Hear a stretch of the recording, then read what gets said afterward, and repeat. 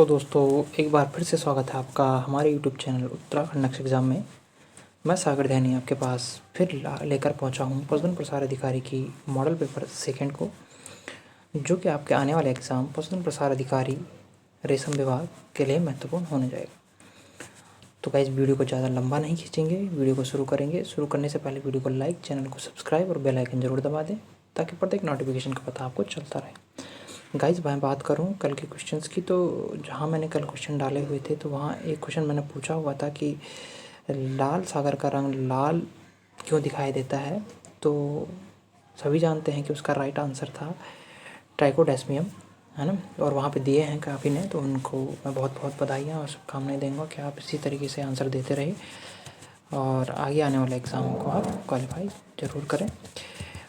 देखिए गाइज, साथ ही मैं बात करूं कि कुछ का कमेंट था कि सर सिलेबस से लेकर, तो सिलेबस जो मैं बात करूं सिलेबस की, तो सिलेबस मॉडिफाइड इतना हुआ कि उन्होंने उसमें एग्रीकल्चर बायोलॉजी एजी जो बायो है वो ऐड कर दी है सिलेबस में, ठीक हो गया। और यानी अब एग्रीकल्चर और एनिमल हस्बेंड्री भी आनी ज़रूर है।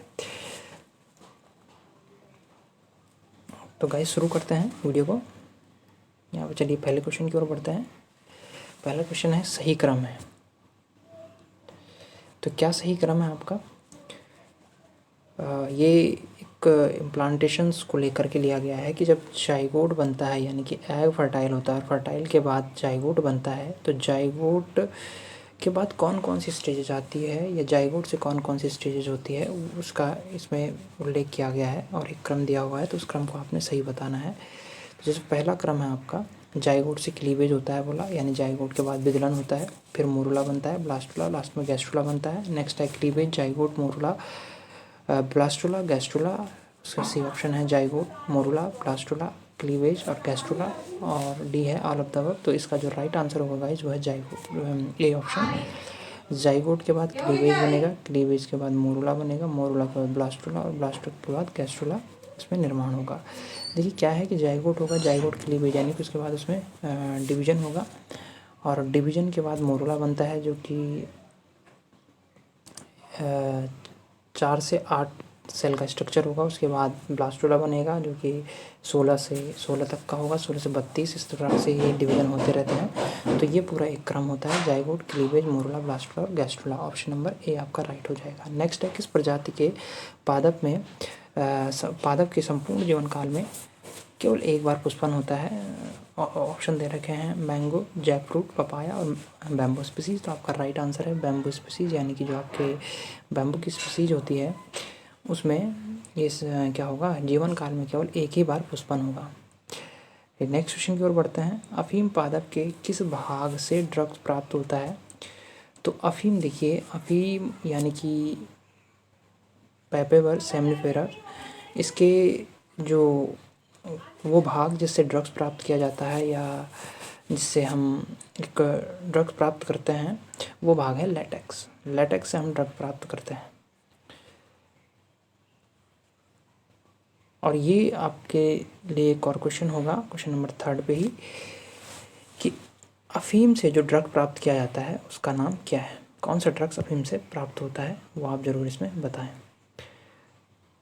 क्वेश्चन नंबर 4 है अम्लीय वर्षा होने का मुख्य कारण क्या है? तो देखिए ये क्वेश्चन नॉर्मली कॉमन है और सबके पास आता है, हर बार ये क्वेश्चन पूछा गया है डी में।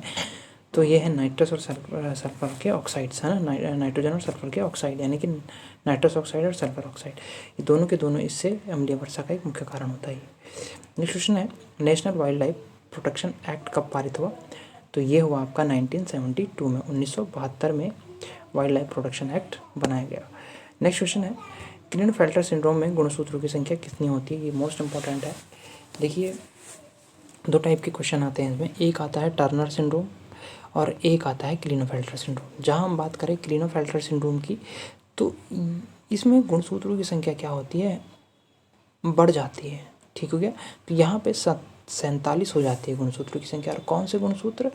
2 प्रकार के गुणसूत्र, एक ऑटोसोमल क्रोमोजोम्स और एक आपके सेक्स क्रोमोजोम। तो यहाँ पे हमारे सेक्स क्रोमोजोम में वृद्धि होती है। 44 प्लस XXY इस टाइप के हमारे पास हमें देखने को मिलता है 47 टोटल क्रोमोसोम्स। ठीक हो गया। और यदि हम टर्नर की बात करें तो टर्नर में हो जाते हैं 45, यानी टर्न हो जाते हैं, कम हो जाता है, यानी कि 44 प्लस X0 इस प्रकार से हम उसमें मान सकते हैं। ठीक, इसी में एक डाउन सिंड्रोम आता है। आ गया। तो काफ़ी इससे काफ़ी क्वेश्चन पूछे जाते हैं, इनको जरूर इस क्वेश्चन को आप इस टाइप के क्वेश्चन को आप जरूर देखें। नेक्स्ट क्वेश्चन की ओर बढ़ते हैं। किस एंजाइम की मदद से DNA से RNA का संश्लेषण होता है? देखिए DNA से RNA से DNA नहीं बोल रहा है, DNA से RNA का संश्लेषण होता है। यहाँ पे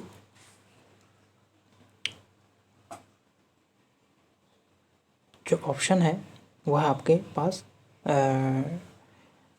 DNA पॉलीमरेज, DNA से RNA का संश्लेषण होना DNA पॉलीमरेज है। जबकि एक ऐसी क्वेश्चन और आ जाएगा कि RNA से DNA का संश्लेषण होता है, तो वो रिवर्स ट्रांसक्रिप्शन प्रोसेस कहलाती है, और रिवर्स ट्रांसक्रिप्टेज के कारण वो क्या होगा, DNA से RNA का संश्लेषण होगा।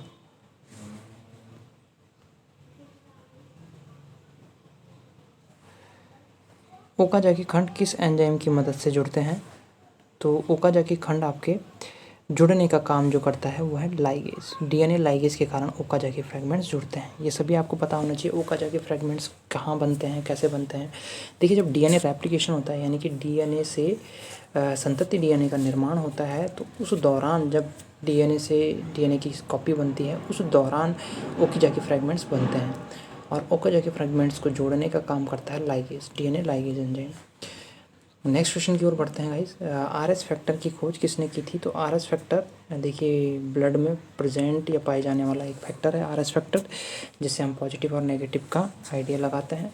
तो ये RS फैक्टर सबसे पहले रिसर्च वंडर में हमारे 2 साइंटिस्टों ने, लैंडस्टीनर और विनर दोनों ने खोजा था। तो यानी ऑप्शन नंबर डी हमारा B एंड C दोनों हो जाएंगे। नेक्स्ट है ऑरिजिन ऑफ स्पीसीज नामक किताब की या नामक पुस्तक के लेखक कौन है या किसने लिखी थी? तो ऑप्शन है लैमार्क, डार्विन, डी वेरिज और मेंडल। तो आपका राइट आंसर है डार्विन। डार्विन के द्वारा एक बुक लिखी गई थी, origin of species. Next question की ओर बढ़ते हैं। 11वां क्वेश्चन है, निम्न में से गलत का चयन कीजिए, इनमें से कौन सा रॉन्ग है? तो यहाँ दे रखा है कि टाइफाइड आगे लिखा है विडॉल टेस्ट, प्लेग लिखा है वायरल डिजीज़ है, ट्राइकोफाइटोन लिखा हुआ आपका रिंगवॉर्म से होता है, और कॉमन कोल्ड आपके रिनोवायरस होता है। तो आपका जो इसमें गलत है वो है प्लेग। प्लेग दे रखा है वायरल डिजीज, जबकि प्लेग एक वायरल डिजीज नहीं है। बाकी ये सब ठीक है। टाइफाइड के लिए विडॉल टेस्ट किया जाता है, ये रिंगवॉर्म के कारण होता है, और यहाँ पे रिनोवायरस सही है। नेक्स्ट क्वेश्चन है, वह पक्षी जो अंडे देती है? तो वो पक्षी जो अंडे देती है वो आपके लेयर्स कहलाते हैं। ठीक हो गया, यानी वो लेयरिंग बर्ड्स होती है जो अंडे देती है। अब देखिए यहाँ पे कुछ आपके पास ऑप्शन है, जैसे ब्रॉयलर है। ब्रॉयलर किसे कहेंगे? जहाँ से हम मांस प्राप्त करेंगे, ठीक है ना, वो ब्रॉयलर कहलाएगी। नेक्स्ट है रेड जंगल फॉल है। अब रेड जंगल फॉल क्या है, या इसका एक जूलॉजिकल नेम क्या है? तो रेड जंगल फॉल का है गैलस गैलस, पिछली बार पूछा गया क्वेश्चन था। तो गैलस गैलस आपका राइट आंसर हो जाएगा। हिसारडेल नामक भेड़ किसके संकरण से प्राप्त होती है? हिसारडेल है। तो देखिए यहाँ पे हिसारडेल भेड़ है, और मेनली इस भेड़ का यूज हम अधिक उत्पादन के लिए करते हैं, वूल के अधिक उत्पादन के लिए करते हैं। तो यहाँ ऑप्शन है मरीनो इव, बीकानेरी रेम, बीकानेरी इव, मरीनो रेम, घोड़े के साथ गधे का या सांड के साथ गाय का। तो देखिए मेनली आपका इतना तो याद हो जाना चाहिए कि ये एक भेड़ है, तो सांड गाय हो नहीं सकता है, घोड़ा गधा हो नहीं सकता है। यहाँ पे मेनली आपका जो होगा भेड़ ही होंगे, भेड़ के साथ भेड़ का क्रॉस होगा तो भेड़ बनेगा। तो देखिए इसमें मेनली हम क्या लेते हैं, बीकानेरी इव लेते हैं, और मैरिनो रैम लेते हैं। इव का मतलब हो गया फीमेल से, ठीक हो गया, और रैम का मतलब हो गया मेल से, यानी कि भेड़ के फीमेल को इव कहेंगे और भेड़ के मेल को रैम कहेंगे। तो इस तरीके से आपको याद रखना है। नेक्स्ट क्वेश्चन की ओर बढ़ते हैं। निम्न में से कौन सा सही सुमेलित है? एपीकल्चर। तो एपीकल्चर किससे संबंधित है? तो एपीकल्चर की बात करें तो आपके एपीकल्चर जो है वो किससे संबंधित है? यहाँ पे सुमेलित, सही सुमेलित है वो बता रखा है इन्होंने, निम्न में से सही सुमेलित है। तो सही सुमेलित देखिए एपीकल्चर दिया है हनी बी, सेरिकल्चर फिश दिया हुआ है, पिसीकल्चर आपका सिल्कवर्म दिया हुआ है और एक्वाकल्चर आपका लैक इंसेक्ट्स दिया हुआ है। तो आपका राइट इसमें है एपिकल्चर, यानी कि जो हनी बी है एपिकल्चर के अंतर्गत उन्हें क्या किया जाता है, रेयरिंग की जाती है। जबकि सेरीकल्चर में जो होगा सिल्क से संबंधित होगा, पिसीकल्चर आपका फिशेस से संबंधित होगा और एक्वाकल्चर में आपका एक्वाटिक ऑर्गेनिज्म, चाहे प्लांट्स हो चाहे एनिमल्स हो, फाइटोन्स और जो प्लांट फाइटोन्स और जो फाइटोन्स दोनों हो, उनका अध्ययन हम करते हैं, ठीक है ना, उसकी रेयरिंग करते हैं। नेक्स्ट है सोनालिका और कल्याण सोना किसकी वैरायटी है, तो बहुत इजी क्वेश्चन है, ये दोनों आपके धान की वैरायटी है। नेक्स्ट क्वेश्चन की ओर बढ़ते हैं। सदर्न ब्रूटिंग का प्रयोग किसके लिए किया जाता है, सदर्न ब्रूटिंग का जो सदर्न ब्रूटिंग की जाती है वो किसका पता लगाने के लिए की जाती है, तो ऑप्शन है डीएनए, आरएनए, प्रोटीन, एमआरएनए। तो आपका मेन जो आंसर होगा वो है डीएनए। इसी में 2-3 क्वेश्चन और आएंगे, एक वेस्टर्न ब्लॉटिंग आएगा और एक नॉर्दर्न ब्लॉटिंग आएगा। तो वेस्टर्न जो हो गया वो आपके प्रोटीन के लिए और नॉर्दर्न जो हो गया आपके आरएनए के लिए किया जाएगा।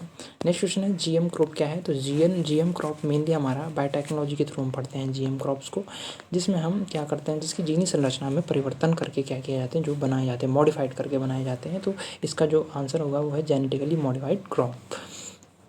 नेक्स्ट क्वेश्चन की ओर बढ़ते हैं। सर्वाधिक उत्पादकता वाला परितंत्र है, तो सर्वाधिक उत्पादकता वाला जो परितंत्र है आपका वो है आपके पास, देखिए ऑप्शन दे रखा है डेजर्ट, ओशियन, कोरल लीफ और लैंड।